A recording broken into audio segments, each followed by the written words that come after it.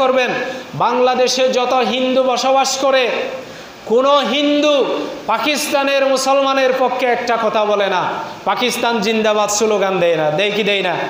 কখনো দেয় না।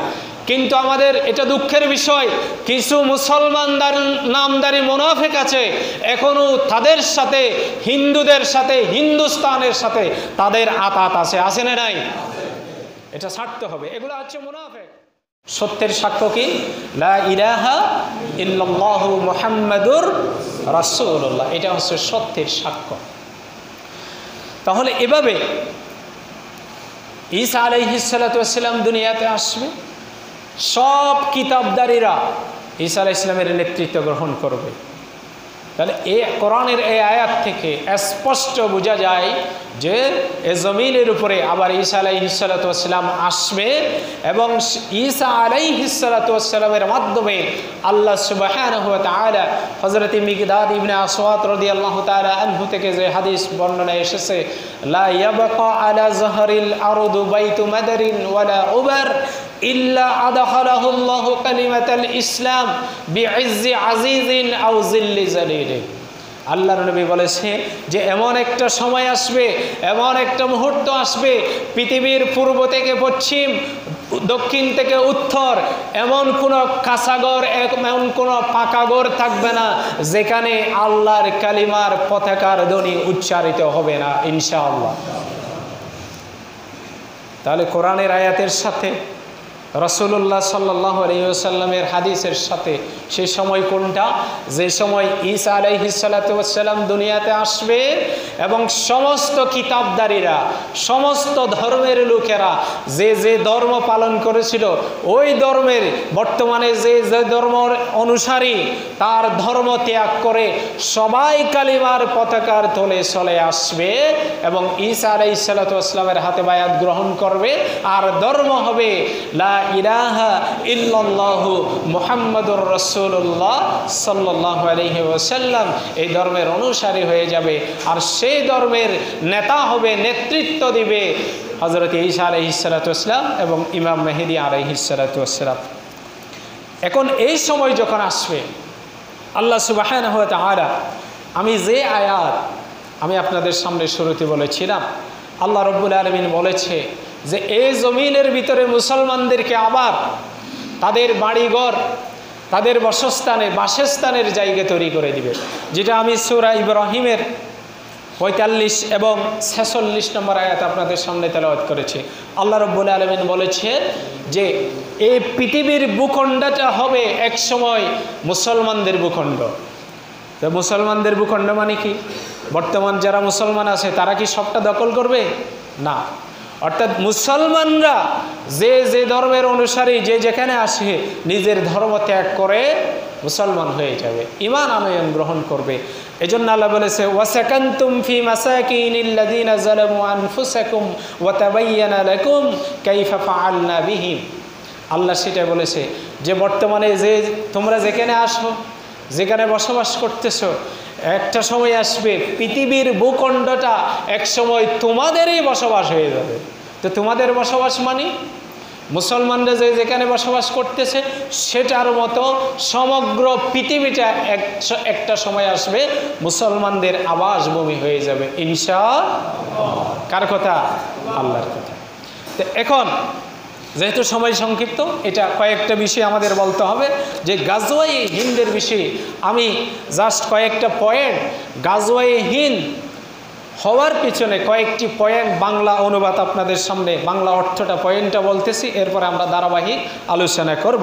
যে গাজওয়ায়ে হিন্দ যারা জয়লাভ করবে, ইয়েমেনি সেই শাসকের সৈন্যরা হিন্দুস্তানের রাজা বাদশাদেরকে শিকল দিয়ে, রশি দিয়ে, অর্থাৎ লোহার শিকল দিয়ে বেঁধে নিয়ে যাবে। যাওয়ার সময় ঈসা আলাইহিস সালাতু ওয়াস সালামের সৈন্যদের সাথে তাদের দেখা হয়ে যাবে। এখানে একটি হাদিস আছে লম্বা, সেটা আগামী জুমাতে শোনাবো পর্যায়ক্রমে। এবং গাজওয়ায়ে হিন্দ যখন শুরু হবে তার আগে দুর্ভিক্ষ দেখা দেবে পৃথিবীতে, আরব ভূখণ্ড এবং এই হিন্দুস্তানের ভিতরে। এটা একটা পয়েন্ট। এরপরে বসরা, ইরাক এবং কুফা পানিতে তলিয়ে যাবে, ডুবে যাবে। এরপরে কুর্দিস্তান, কুর্দিরা, বর্তমানে যে কুর্দিরা, তুরস্ক আবার দখল করবে, কুর্দিরাই দখল করবে। এখানে বজ্রপাত হবে। বজ্রপাত মানে এখানে পারমাণবিক বোমা, বর্তমানে যে তুরস্ক এটা যে রাষ্ট্র, তাদের যে শক্তি, এটা ধ্বংস হয়ে যাবে। এরপরে নীল নদ একেবারে শুকিয়ে যাবে, কোনো পানি পাওয়া যাবে না। এরপরে পাকিস্তান হিন্দুস্তানের দ্বারা ধ্বংস হবে। এই যে ভারত পাকিস্তানকে ধ্বংস করবে, এটা আল্লাহ রসুলের হাদিস, সেগুলো শোনার। ভারতকে ধ্বংস করবে চীন, আর চীনকে ধ্বংস করবে আমেরিকা, আর আমেরিকা ধ্বংস হবে পৃথিবীর ভলয়ে। মুসলমানরা তখন আবার যে পৃথিবীতে পরাশক্তি হিসেবে জাগ্রত হবে, ইসরায়েলের পতনের মাধ্যমে আমেরিকার ধ্বংস হয়ে যাবে। আর সে ধ্বংসের মাধ্যমে যে আবার পৃথিবীতে মুসলমানরা রাজত্ব করবে। এই হাদিসগুলো আমরা ধারাবাহিকভাবে শোনাবো আপনাদের সামনে। এটা শুনতে হবে কেন? যে আল্লাহ রসুলের হাদিস থেকে আমরা এটাই জানি যে এই হিন্দুস্তানে এই হিন্দুদের দ্বারা এখানে রক্তের বন্যা হবে, মুসলমানদের লাশ হবে। সেই বিপদ আপদ মুসিবত আমাদের উপরে আসবে। তো মুসলমানদের উপরে যখন বিপদ আপদ মুসিবত আসবে, ওই সময় মুসলমানদের তিনটা শ্রেণীতে বিভক্ত হয়ে যাবে মুসলমানরা। আগেও বলেছি তিনটা শ্রেণী। একটা শ্রেণী থাকবে হিন্দুদের সাথে লড়াই করতে থাকবে, এরা শাহাদাত বরণ করবে। আর একটা শ্রেণী থাকবে যে হিন্দুদের সাথে যুদ্ধ করতে করতে তারা বিভিন্ন কৌশল অবলম্বন করে যুদ্ধ করতেই থাকবে। একটা শ্রেণী শাহাদাত বরণ করবে, মরে যাবে, আর একটা শ্রেণী বেঁচে থাকবে। তারা ওই ইয়েমেনি শাসকদের সাথে যে সৈন্য আসবে তাদের সাথে মিলিত হবে, এবং ওই সৈন্য দলগুলা পরবর্তীতে ঈসা আলাইহিস সালামের সাথে মিলিত হবে। আরেকটি সৈন্য হবে মুনাফিকের দল, যারা হিন্দুদের সাথে আতাত করবে, হিন্দুদের সাথে সমর্থন করবে, হিন্দুদের অবস্থা গ্রহণ করবে, হিন্দুদের পক্ষে থাকবে। এরকম এগুলা কিন্তু এখনো বাংলাদেশে এখনো আসে। বাংলাদেশে দেখবেন, লক্ষ্য করবেন, বাংলাদেশে যত হিন্দু বসবাস করে, কোনো হিন্দু পাকিস্তানের মুসলমানের পক্ষে একটা কথা বলে না। পাকিস্তান জিন্দাবাদ স্লোগান দেয় না, দেয় কি দেয় না? কখনো দেয় না। কিন্তু আমাদের এটা দুঃখের বিষয়, কিছু মুসলমানদের নামদারি মুনাফিক আছে, এখনো তাদের সাথে, হিন্দুদের সাথে, হিন্দুস্তানের সাথে তাদের আতাত আছে। আছে না নাই?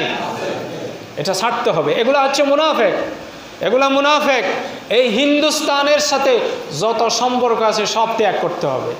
যদি যে সমস্ত মুনাফিকগুলো যারা হিন্দুস্তানের হিন্দুদের সমর্থক, এটা রাজনৈতিক সমর্থক হতে পারে, অর্থনৈতিক সমর্থক হতে পারে, যে কোনোভাবে তারা সমর্থক হতে পারে হিন্দুস্তানের সাথে, এই সমর্থক যারা হবে এগুলাই হচ্ছে মুনাফিক, এগুলাই হচ্ছে জাহান্নামে যাবে।